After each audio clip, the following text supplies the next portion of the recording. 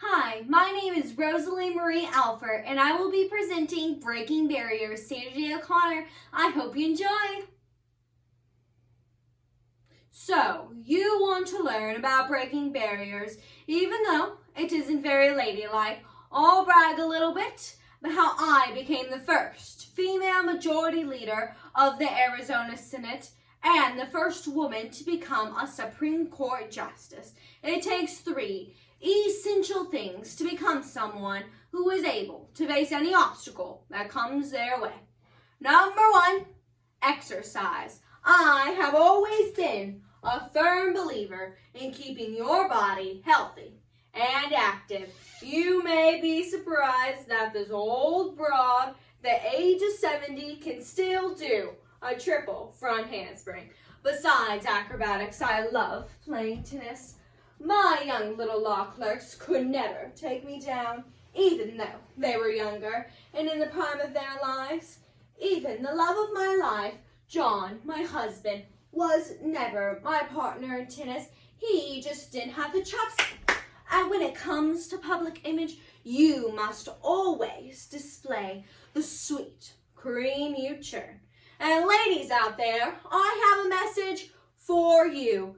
Being pregnant is not a disability. I raised 3 kids while I was a lawyer, lawmaker, and my youngest was still home at the beginning of my time as a SCOTUS. Don't let anyone tell you that you can't seize all of your goals with a house full of kids. Back in my heyday, people thought it couldn't be done. So there's a little barrier broken for you. Ooh, I'm getting ahead of myself.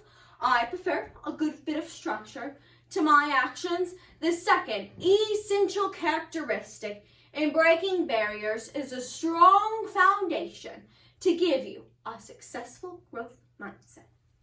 Now, you see, I'm an old rancher gal from Arizona that used to call me Sandy, and I was a daddy's girl. Dad used to give you directions and expect you to figure it out. One day, my dad told me to drive the old truck down to the other side of the ranch to meet him and the other cowboys. But the truck's tire went flat. Those tires were big and I was little. I had to jump on the lug wrench to even get to budge. I was late. I explained to Dad what happened, but no excuses were allowed. He told me I should have left earlier to be prepared. This mentality always stuck with me. It doesn't matter your sex, your background, or your class. If you want to accomplish something, then go do it. Hard work pays off.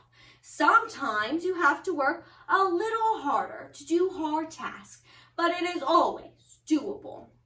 This story reminds me of a clerk I hired who came from a farm as a strawberry picker. She may have not had the highest education or the fanciest friends, but she knew how to work.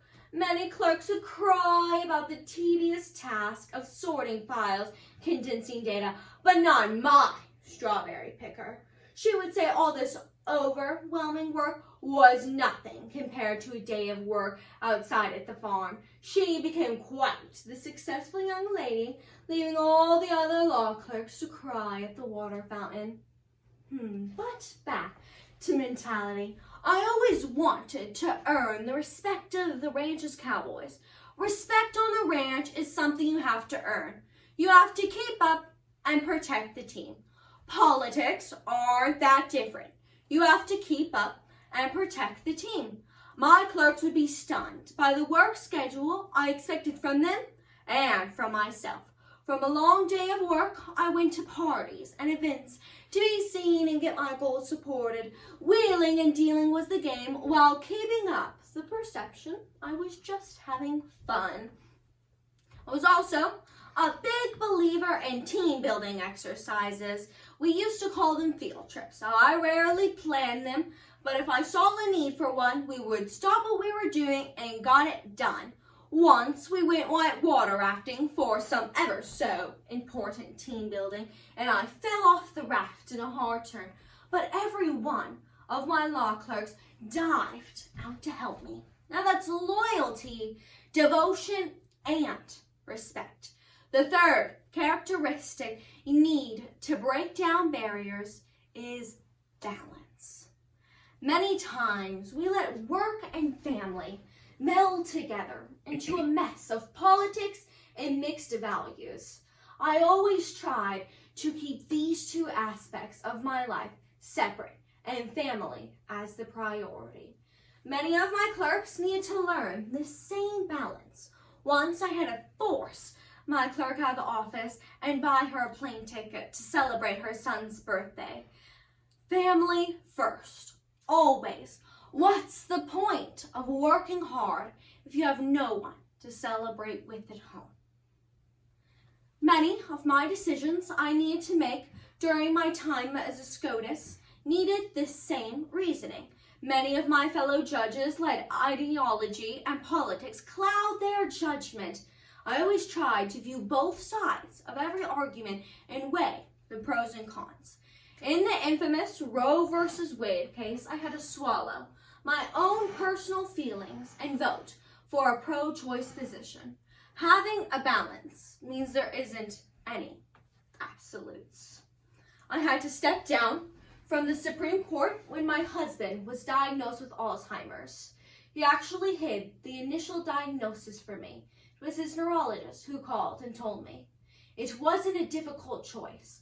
My husband always supported me, so in turn, I always supported him. Balance. So, let's review.